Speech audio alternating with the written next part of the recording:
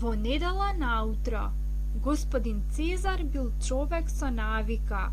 Секое неделно утро станувал доцна, се врткал низ куќата во пижами и околу 11 часот се бричал, оставајќи отворена вратата од бањата.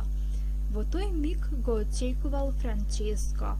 Тој имал само 6 години, но покажувал склоност кон медицината и хирургијата.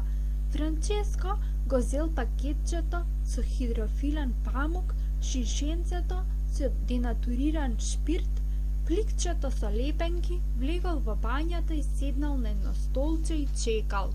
Што има? Го прашал господин Цезар, сапунејки си го лицето. Другите денови во неделата се бричал со електрична машинка за бричање, но во недела, како порано, употребувал сапун и жилети. Што има? Франческо се вртел на столот сосем сериозен, не одговарајки. Велел Франческо, може би ке се пресечеш, тогаш јас ке те лекувам. Навистина, одговарал господин Цезар, но да не се пресечеш намерно како минатата недела, строго му се обреќал Франческо. Инаку не играм, се разбира, одговарал господин Цезар, но не успел да се пресече без да биде намерно.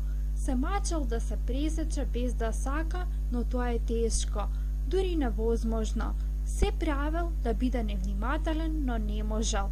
Најпосле, овде-онде се појавила понекоја гребнатина и Франческо можел да стапи во дејство. Ја подсушувал капката крв, дезинфицирал, залепувал фластер. Така секоја недела господин Цезар му подарувал по една капка крв на својот син и Франческо се повеќе се убедувал дека има расеан татко.